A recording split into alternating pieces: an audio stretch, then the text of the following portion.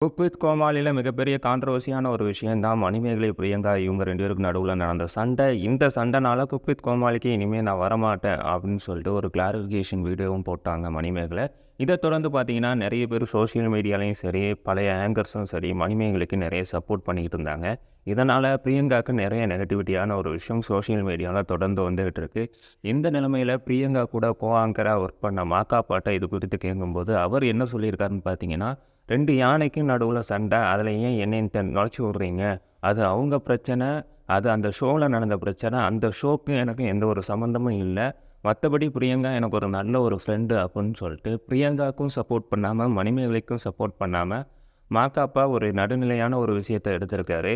இதற்கான காரணம் என்னன்னு பார்த்தீங்கன்னா, கண்டிப்பா பிரியங்கா மேல தான் தப்பு இருக்கும். அதனால தான் மாக்காப்பாவே பேக் அடிக்கிறாரு அப்படிங்கிற ஒரு விஷயத்த சோஷியல் மீடியால ஃபேன்ஸ் எல்லாருமே சொல்லிட்டு வராங்க. இதை தொடர்ந்து பார்த்தீங்கன்னா, குக் வித் கோமாளியோட ஃபினாலேவும் நடந்து முடிஞ்சிருக்கு. இதோட டைட்டில் வின்னர் பிரியங்கா தான் அப்படிங்கிற ஒரு அன்அஃபிஷியலான ஒரு நியூஸும் வெளிவந்திருக்கு. இதை பார்த்துட்டு ரசிகர்கள் எல்லாம் என்ன சொல்கிறாங்கன்னு பார்த்தீங்கன்னா, கண்டிப்பாக இது நடந்தால் இனிமேல் குக் வித் கோமாளியை நாங்கள் பார்க்க மாட்டோம். இது மிகப்பெரிய ஒரு தப்பான ஒரு டிசிஷன் சொல்லியிருக்காங்க. ஆனால் என்னை பொறுத்தவரை பார்த்தீங்கன்னா, ஒருத்தரோட கேரக்டருக்கும் டேலண்ட்டுக்கும் ரொம்ப டிஃப்ரெண்ட் இருக்குது. ஸோ அவங்க உண்மையாகவே வின் பண்ணி ஜெயிச்சிருந்தாங்கன்னா அது ஏற்றுக்கக்கூடிய ஒரு விஷயம் தான். பட் குக் வித் கோமாளியில் மணிமேகலைக்கும் பிரியங்காவுக்கும் நடந்த விஷயம் சோஷியல் மீடியாவில் பேசுபொருளாகும்போது இதுவும் விவாதத்துக்கு வருது.